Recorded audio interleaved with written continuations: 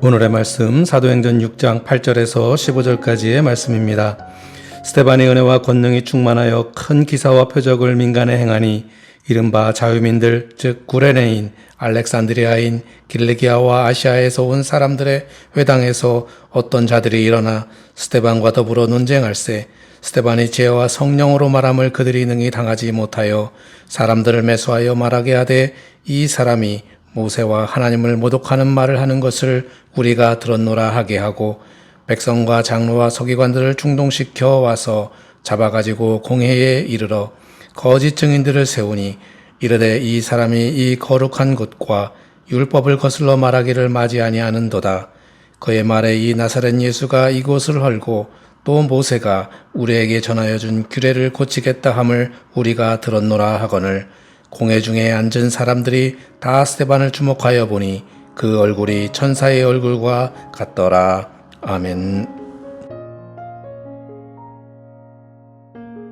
할렐루야. 주님의 은혜와 평강이 저와 여러분의 삶 가운데 늘 충만하시기를 주님의 이름으로 축원합니다. 요즘 우리 사회를 보면 참으로 답답하죠. 정치, 경제, 사회, 문화, 종교 등 어떤 분야가 되었든지 뭐 하나 기분 좋은 소식이 없습니다. 온통 대립과 갈등, 입에 담기 힘든 일들이 연일 뉴스에 오르내리고 있습니다. 전 어렸을 때 정치하면 말 그대로 바르게 다스리는 것, 그래서 정치인들은 나라와 국민들을 바르게 다스리기 위해서 저렇게 열심히 일하는구나 생각했었는데 안타깝게도 지금은 그렇게 생각하지 않습니다. 이런 생각은 저뿐만이 아니겠죠. 사회 곳곳에서 벌어지는 일들도 그렇습니다. 뉴스를 보면 참으로 세상이 왜 이렇게 되었나 싶을 정도로 우려할 만한 일들이 계속해서 일어나고 있습니다. 끼어들기를 했다고 해서 자동차를 세우고 골프채로 상대방의 차를 부수는가 하면 층간소음으로 인해서 살인까지 저지르게 되고 또 아무 이유 없이 묻지마 폭행, 묻지마 살인 이런 것들이 일어나고 있습니다. 도대체 어디서부터 잘못되었는지 또 어떻게 풀어야 할지 참 답답한 시대를 우리가 살고 있습니다. 이러한 현실 속에서 우리 기독교인들이라도 정신을 차리고 세상 속에 빛과 소금이 되도록 노력해야 할 줄로 믿습니다. 아무리 혼탁하더라도 희망을 가지고 이 시대를 변화시키는 일에 최선을 다해야 할 줄로 믿습니다. 우리 기독교인들은 이 땅에 그런 일을 하도록 파송받은 하나님의 자녀인 줄로 믿습니다. 그러니까 낙심하지 마시고 담대하게 우리에게 주어진 사명을 잘 감당하시면서 여러분들의 삶을 기쁨으로 살아가시기를 주님의 이름으로 축원합니다. 저는 이렇게 어두운 세상 가운데서 희망을 보며 이 사회를 변화시킬 방법은 초대교회에 있다고 늘 생각하고 있습니다. 특별히 오늘 본문에 나오는 초대교회의 이야기는 주님이 원하시는 나라로 세우고 회복하는데 좋은 길잡이가 될 수 있지 않을까 생각해서 오늘 본문을 토대로 해서 은혜를 나누고자 합니다. 예수 그리스도께서 부활하시고 승천하신 이후에 오순절 성령 강림 사건을 통해서 초대교회가 생기게 되었습니다. 초대교회는 인류 역사상 가장 아름다운 공동체를 보여주었습니다. 믿는 무리가 한 마음과 한 뜻이 되어 모든 물건을 서로 통용하고 자기 재물을 조금이라도 자기 것이라고 하는 이가 하나도 없더라. 초대교회 공동체는 서로 모여 각자 필요한 것을 서로 나누면서 자기의 것이라고 주장하는 사람이 없이 아낌없이 나누는 공동체를 이루면서 살아가고 있었습니다. 이 한 구절이 그동안 이상향을 꿈꾸는 많은 이들에게 영감을 주었습니다. 이러한 사회를 만들어 보겠다고 왕정도 만들고 공산주의도 만들고 사회주의도 만들고 민주주의도 만들어 왔던 것입니다. 얼마나 멋있습니까? 되기만 한다고 하면 아마 최고의 사회가 될 것입니다. 그러나 그런 초대교회와 같은 그런 사회는 제도로 되는 것이 아닙니다. 바로 성령께서 역사하셔서 이루어진 공동체이기 때문에 성령의 역사로 한 마음, 한 뜻이 되어야 가능한 것입니다. 어떤 제도로 해서 만들어지는 것이 아니라는 것입니다. 우리도 법을 만들지요. 어떻습니까? 모든 걸 다 규정할 수는 없잖아요. 그러니까 맨날 법을 만드는 겁니다. 늘 부족한 부분들을 채우기 위해서 법을 만들고 제도를 만드는 것입니다. 그러다 보니 오히려 그런 법들과 제도들 때문에 오히려 우리가 더 불편한 그런 삶을 살기도 합니다. 초대교회도 그랬습니다. 처음에는 성령의 감동으로 세워지면서 서로 한마음, 한뜻으로 나눔의 공동체를 이루어 갔는데 점차 이제 사람들이 들어와서 조직이 커지고 다양한 사람들이 모이면서 시끄러워지고 서서히 갈등도 드러나게 되었습니다. 외부로부터 핍박에도 견고히 지켜오던 이 신앙의 공동체가 서서히 내부의 갈등으로 여러 가지 어려운 문제들을 낳게 된 것입니다. 우리가 흔히 초대교회로 돌아가자고 말하는데 사도행전 4장 32절의 말씀처럼 서로 아낌없이 나누는 그런 공동체로 돌아가자라고 하는 그런 의미도 있겠지만 저는 조금 달리 생각하는 것이 초대교회 공동체가 문제가 생겼을 때에 그 문제를 해결하가는 그런 방법을 본받자는 그런 의미로 이해하고 싶습니다. 초대교회가 성령의 감동으로 문제를 해결할 방법을 우리도 본받아서 오늘 우리 시대의 문제들에 대해 적용을 한다면 우리도 해결할 수 있지 않을까 그렇게 생각을 해봅니다. 이 시간 초대교회가 경험한 갈등과 문제들에 대해서 어떻게 해결했는지를 한번 살펴보도록 하겠습니다. 사도행전을 보면 이런 일이 있었습니다. 구브로에서 난 레이 지파 사람 요셉이 있었는데 사도들은 그를 바나바라고 불렀습니다. 그에게는 밭이 있었는데 그 밭을 다 팔아서 사도들에게 내어놓고 교회 공동체를 위해 사용해달라고 그렇게 요청을 했습니다. 아마도 이 일로 인해서 사람들로부터 큰 칭송을 받았던 것으로 보입니다. 그러자 아나니아와 삽비라 부부가 있었는데 자기네들도 그런 인정을 받고 싶었나 봅니다. 아나니아와 삽비라는 자기들도 소유를 다 팔아서 그 중에 일부를 자신들 위해서 감춰놓고는 나머지를 사도들에게 드리면서 전부를 바친 것처럼 그렇게 거짓말을 했습니다. 그들도 바나바와 같은 그런 칭송과 인정을 받고 싶었나 봅니다. 그러나 재물을 바치고도 오히려 성령을 속이고 하나님께 거짓을 말하는 죄를 저질렀다면서 베드로에게 책망을 받았고 결국 두 부부는 그 자리에서 죽고 말았습니다. 사실 저는 아나니아와 삽비라가 한 일이 그렇게 죽을 만한 일인가 싶은 생각이 듭니다. 그럴 수도 있지 않습니까? 사실 전 재산을 드리고 나면 나중에 어떻게 될지 모르는데 어떻게 합니까? 어쩌면 미래를 위해서 충분히 인간적이고 지혜로운 선택을 했다라고 할 수도 있지 않겠습니까? 아마도 저 자신도 그럴 것이고 제 자식에게도 그렇게 말할 겁니다. 앞으로 어떻게 하려고 그래 하면서 말릴 겁니다. 저만 그런가요? 여러분도 다 그럴 거잖아요. 그러면 우리는 다 죽은 목숨이겠네요. 그러나 여기서는 그런 것을 지적하고 있는 것이 아닙니다. 남겨둘 수도 있죠. 그러나 거짓을 말한 것이 죄가 되는 것입니다. 저는 그런 면에서 하나님 앞에 예물을 드릴 때 조금이라도 마음이 불편하면 마음이 편해질 때 내는 것이 좋다라고 생각을 합니다. 하나님 앞에 드리면서 이런 시험에 들고 마음이 불편하면 그 예물을 받으시는 하나님께서 기뻐 받으시겠습니까? 저는 10,000원을 드리면서 마음이 불편한 것보다 100원을 드리면서 마음이 편하고 기쁜 것이 더 낫다고 생각을 합니다. 하나님은 많은 재물을 드리는 것을 기뻐하시는 것보다 정성껏 드리는 것을 더 원하시는 분이시기 때문입니다. 정성껏은 무리해서가 아니에요. 마음을 담아서입니다. 적은 물질이라도 마음을 담아서 드리면 되는 것입니다. 정성껏 드리되 드리는 마음이 기쁨이 있어야 기뻐 받으실 줄로 믿습니다. 사실 하나니아와 삽비라가 한 것은 대단한 거 아니겠습니까? 비록 얼마를 감추기는 했지만 아마도 많은 헌금을 했을 겁니다. 그런 마음이 어디 쉽습니까? 대단한 일이죠. 자신들도 아마 스스로도 칭찬했을 수도 있어요. 아유, 잘했다 이러면서. 그런데 그 드린 행위보다 다른 잘못이 더 크기 때문에, 즉 하나님 앞에 거짓말한 죄가 더 크기 때문에 오히려 화를 당하게 된 것입니다. 마치 좋은 일 하고는 말로 다 까먹는 거와 마찬가지입니다. 베드로는 아나니아와 삽비라의 행동에 대해서 그 일에 대해서 이렇게 지적을 했습니다. 베드로가 이르되 아나니아야 어찌하여 사탄이 내 마음에 가득하여 내가 성령을 속이고 땅값 얼마를 감추었느냐. 땅이 그대로 있을 때에는 내 땅이 아니며 판 후에도 내 마음대로 할 수가 없더냐. 어찌하여 이 일을 내 마음에 두었느냐. 사람에게 거짓말한 것이 아니요 하나님께로다. 하나님은 그리고 사도들은 아나니아와 삽비라에게 재산을 다 팔아서 하나님께 바치라고 그렇게 말하지 않았습니다.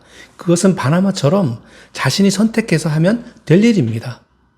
아나니아와 삽비라의 잘못은 자신들도 바나바와 같은 칭송을 받고 싶어서 그렇게 했던 것입니다. 이 땅에서의 상급만 바란 겁니다. 그래서 거짓말을 한 것입니다. 하나님께 드린 행위보다 성령을 속이고 하나님께 거짓말한 것이 더 잘못된 것이라는 것입니다. 그래서 사도 베드로는 그 생각은 사탄이 준 생각이라고 질책했고 그 행위는 성령을 속인 것이고 사람에게 거짓말한 것이 아니라 하나님께 거짓말한 것이라고 책망을 했던 것입니다. 사도행전에 이 이야기가 기록된 것은 그만큼 초대교회가 얼마나 성령이 인도하시는 공동체가 되기를 원했는지를 잘 보여주고 있다고 생각을 합니다. 성령이 함께 해주시지 않고 성령이 도와주시지 않으면 그 공동체가 설 수 있는 힘과 근거가 없어지기 때문에 더욱 그러했던 것입니다. 이는 마치 교회인데 예수가 없는 교회와 같은 것입니다. 예수 없는 교회를 교회라고 할 수 있겠습니까? 성령 없는 교회를 교회라고 할 수 있겠습니까? 북한에도 교회가 있죠. 북한에는 봉수교회 또 칠골교회가 있습니다. 우리가 북한이 선전하는 교회를 교회라고는 부르지만 그러나 인정하지 않는 이유는 그 교회에 예수님이 성령의 역사함이 없기 때문입니다. 그것은 건물로서의 교회이지 성령께서 역사하시는 교회가 아니기 때문입니다. 그러나 감사하기도 하고 또 놀랍기도 한 일은 북한에는 아직도 믿음을 지키면서 숨죽여 예배하는 지하교회 교인들이 있다는 것입니다. 그것이 교회입니다. 성도들이 모여 예배하는 곳이 교회입니다. 아마도 그들 가운데에 어떤 이런 저희들과 같은 지금 공적 예배를 드린 지가 70년은 넘었을 텐데 성경책도 제대로 펴놓고 읽지도 못했을 텐데 아직도 기억하고 예배를 드리고 있다는 거예요. 더 순수하게 더 진지하게 성령님의 도우심을 바라며 기도하고 있다는 것입니다. 저는 북한 지하교회를 지원하고 있는 그런 사역을 하고 있는 에릭 폴리 목사님으로부터 말씀을 들은 적이 있습니다. 그 말씀이 제 마음에 큰 울림으로 다가왔었는데 그 폴리 목사님이 말하기를 북한 지하교회 교인들이 하는 그런 기도 제목이 뭔지 아세요? 그렇게 묻는 겁니다. 그러더니 서방을 비롯한 한국의 그리스도인들이 물질 만능주의를 극복하고 진짜 그리스도인답게 사는 것입니다. 라고 이야기를 했습니다. 북한의 그 지하교회 교인들의 기도 제목이 우리 한국교회 성도들을 위해서 기도하고 있다는 겁니다. 우리들을 위해서 열심히 기도하고 있다는 거예요. 나는 나를 위해서도 제대로 기도하지 못하고 있는데 오히려 자신들의 안위를 걱정해야 하는 그곳에서 오히려 우리들을 위해서 우리가 물질주의를 극복하고 진짜 그리스도인답게 살라고 기도하고 있다는 그런 말에 얼굴이 후끈 달아올랐습니다. 부끄러웠습니다. 이러한 부끄러운 마음을 주는 것이 바로 성령의 역사가 아닌가 생각합니다. 북한의 지하교회 교인들을 위해 기도해야 한다는 성령님의 음성이 아닌가 생각합니다. 바라기는 우리도 시간이 있을 때마다 북한의 신실한 지하교회 교인들을 위해서 기도해 주시기를 당부드립니다. 다시 초대교회로 돌아가서 초대교회에 점점 사람들이 이제 불어나고 공동체 구성원들이 다양해지면서 또 다른 문제들이 생기기 시작을 했습니다. 헬라파 유대인들, 즉 헬라어를 사용하는 이들과 히브리파 유대인들, 즉 히브리어를 사용하는 이들 사이에 갈등이 일어난 것입니다. 성경을 보면 갈등의 원인은 과부들에게 구제금을 나누어 줄 때 이 헬라파 유대인들이 차별을 당하고 있다는 겁니다.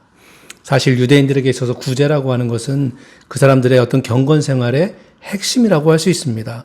유대인들은 구제를 위해서 유대 해당의 쿠파 제도라고 하는 것을 운영하고 있는데 이 쿠파는 일종의 이제 모금 바구니예요.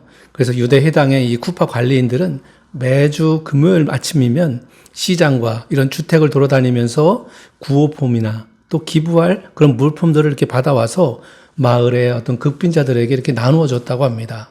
이처럼 구제는 유대인들의 경건 생활의 중요한 부분을 차지하는 그런 것들이라고 할 수 있습니다.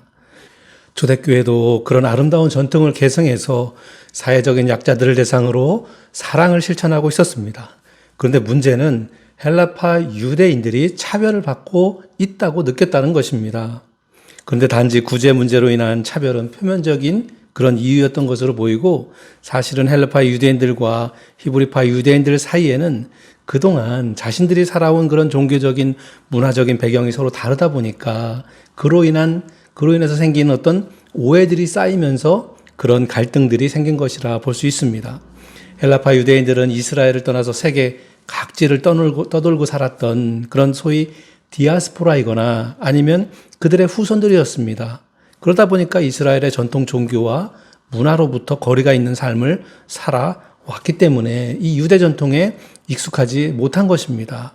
그러다 보니까 이 히브리파 유대인들은 그런 그들을 좀 다소 멸시했고, 헬라파 유대인들은 그런 차별적인 시선과 대우에 어떤 상처를 받았던 것으로 보입니다. 그렇지만 사실 어떤 면에서는 이 헬라파 유대인들이 히브리파 유대인들보다 어떤 편협한 그런 지역 문화가 아니라 오히려 보편적인 세계 문화에 더 익숙한 사람들이라는 그런 나름대로의 자부심을 가지고 있지 않았을까 생각이 되어집니다. 이렇게 갈등의 어떤 표면적인 이유는 구제 문제로 인한 그런 것이었지만, 사실 그들 사이에 그런 숨겨진 갈등이 드러나는 계기가 되었던 것으로 보입니다. 공동체를 잘 유지하기 위해서는 갈등이 생겼을 때에 이를 어떻게 처리하느냐에 따라서 그 공동체의 유지에 큰 영향을 미치게 되죠. 이러한 문제가 생겼을 때에 사도들의 대응이 눈부십니다. 사도들은 그들의 불만을 적당히 넘기려 하지 않고, 또한 적당히 그렇게 화해하도록 그렇게 강요하지 않고 문제 해결을 위한 실질적인 조치를 취했다라고 하는 것입니다. 자기들의 사역이 말씀과 기도하는 일에 이제 집중되어 있다 보니까 그런 문제들을 소홀히 할 수밖에 없음을 솔직히 인정하고, 보다 효율적인 구제를 위해서 사람을 뽑아달라고 회중들에게 요청했던 것입니다. 형제들아, 너희 가운데서 성령과 지혜가 충만하여 칭찬받는 사람 7을 택하라. 우리가 이 일을 그들에게 맡기고 우리는 오로지 기도하는 일과 말씀 사역에 힘쓰리라 하니. 문제는 무엇입니까? 사도들이 모든 것을 다 감당할 수 없었다는 것입니다. 밀려오는 회중들을 위해 말씀을 전하고 기도하는 일 이외에 다른 일들을 하기에는 벅찼다는 거예요. 그러면 해결책이 무엇입니까? 일을 나눠야죠. 구제를 담당하기 위한 일꾼을 세워야 한다는 것입니다. 그런데 아무에게나 그 일을 맡기려 하지 않았다는 것입니다. 그 일을 감당할 수 있는 사람을 선택하는 데 있어서 조건이 있었다고 하는 것입니다. 바로 성령과 지혜가 충만하여 칭찬 듣는 사람, 즉 신망이 있는 사람이어야 한다는 것입니다. 이 일을 잘하고 능력이 있는 사람보다 사람들에게 신망을 받는 자가 필요하다는 것입니다. 우리도 경험하는 일이지만 일을 능숙하게 잘하는데 같이 일하는 사람들을 좀 불편하게 하는 사람이 있습니다. 오직 자기의 생각이나 뜻대로만 하려고 하고 고집을 피워서 주의를 힘들게 합니다. 그런 사람들은 공동체에 불화를 일으키죠. 일의 효율성을 따진다 그러면 그런 사람이 좀 필요하겠지만, 그러나 공동체를 생각하면 그런 사람보다는 남들로부터 신망이 있는 사람이 필요하다는 것입니다. 또 하나님의 일을 하기 위해서 쓰임받는 이들은 성령 충만한 사람이어야 한다는 것입니다. 성령 충만하다고 해서 늘 영적 감격에 사로잡혀서 신령하게 사는 것만을 의미하는 것은 아닙니다. 성령 충만한 사람이라는 것은 자기 힘이 아니라 하나님이 주시는 힘으로 일하는 사람이 되어야 한다는 것입니다. 성령 충만한 사람은 자기의 삶의 자리에 숨결을 불어넣는 사람이라고 할 수 있습니다. 자기들이 하는 일을 하나님의 소명으로 이해하고 기쁘게 감당하는 사람을 말하는 것이라 할 수 있습니다. 그런 사람이 일해야 문제가 없습니다. 그래야 갈등이 없고 잡음도 없는 것입니다. 바라기는 우리 모두 성령 충만한 사람이 되어서 우리의 삶의 자리에 하나님의 숨결을 불어넣는 그런 성도들이 되시기를 주님의 이름으로 축원합니다. 또한 사도들이 말하는 하나님의 일을 위해 쓰임받기 위해서는 바로 지혜로운 사람이 되어야 한다는 것입니다. 지혜로운 사람이어야 한다는 거예요. 지혜와 지식은 다릅니다. 지식은 배워서 아는 것이지만 지혜는 깨우쳐 주시는 하나님의 은혜를 통해서 얻게 되는 것입니다. 요즘 보면 지식은 많은데 이 지혜 없는 이들이 참 많은 것 같습니다. 학벌은 좋은데 그래서 지식은 많은데 좋지 못한 일에 연루돼서 망신당하는 사람이 참 많잖아요. 지혜로운 사람은 당장의 필요나 이익에 따라서 처신하기보다는 다소 늦는 한이 있더라도 하나님의 말씀에 순응하면서 살아가는 그런 사람이라고 할 수 있는 것입니다. 자, 이렇게 해서 초대교회는 성령과 지혜가 충만하여 칭찬 듣는 사람, 바로 그러한 조건들을 충족시킨 7명의 집사들을 선택했습니다. 스데반, 빌립, 브로고로, 니가노르, 디몬, 바메나, 니골라, 이렇게 7명이었습니다. 사도들은 기도한 후에 그들에게 안수해 주었고 그들이 사역하도록 했습니다. 그러자 그들의 열심히 있는 헌신으로 인해서 교회는 날로 든든히 서가게 되었습니다. 하나님의 말씀이 점점 왕성하여 예루살렘에 있는 제자의 수가 더 심히 많아지고 허다한 제사장의 무리도 이 도에 복종하니라. 그런데 7 집사들은 구제의 일만 감당한 것이 아니었습니다. 말씀을 전하는 일도 감당했습니다. 스데반과 빌립이 대표적이죠. 스데반이 은혜와 권능이 충만하여 큰 기사와 표적을 민간에 행하니 스데반은 놀라운 사역을 하였고 많은 이들에게 큰 감명을 주었습니다. 하지만 그런 스데반의 가르침에 시비를 걸며 논쟁을 걸어온 사람들이 있었습니다.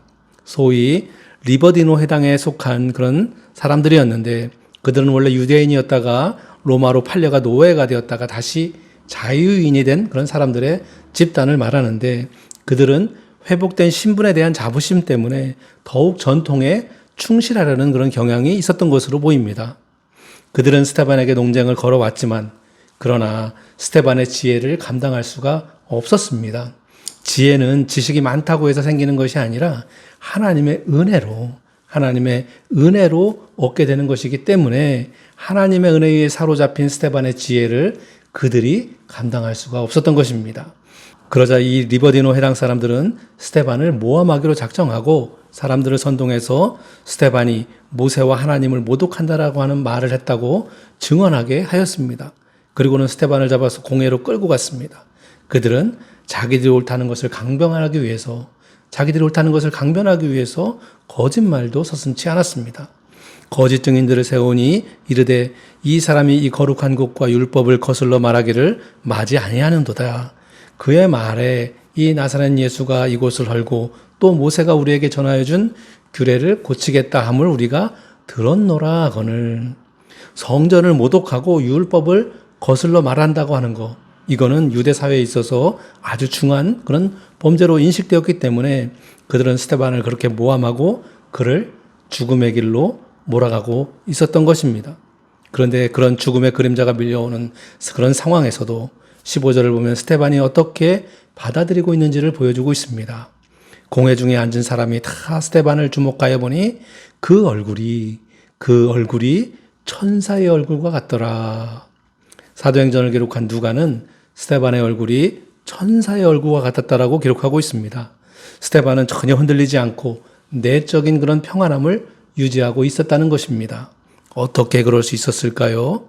성령에 사로잡혀 있었기 때문에, 성령의 인도하심을 받았기 때문에 그런 평안함을 유지할 수 있었던 것입니다. 스데반은 자신을 위한 그 재판의 자리를 오히려 예수 그리스도를 증언하는 증언의 자리로 바꾸어 놓았습니다. 결국 순교를 당하고 말았지만 그의 담대한 믿음은 박해의 시대를 살아가야 했던 초대교회 성도들에게 든든한 신앙의 이정표가 되어 주었습니다. 세상이 아무리 우리를 힘들게 하고 협박하고 우리의 믿음을 유지하는 데 힘들게 하더라도 스데반처럼 담대한 마음을 가지시기를 바랍니다. 스데반처럼 성령 충만한 가운데 거하시기를 바랍니다. 주님이 주시는 지혜로 세상을 이기시기를 바랍니다. 또한 스데반처럼 주님이 맡겨주신 사명에 최선을 다함으로 우리 속에 또한 우리 가정에 믿음의 뿌리가 더욱 든든히 내려지는 그런 삶을 살아가시기를 주님의 이름으로 축원합니다. 기도하겠습니다. 사랑하는 의 주님, 죽음 앞에서 천사의 얼굴 같았던 스데반의 모습처럼 저희들에게도 성령과 지혜가 충만하여 칭찬받는 삶을 사는 성도들이 되게 하여 주시옵소서. 예수 그리스도의 이름으로 기도드리옵나이다. 아멘.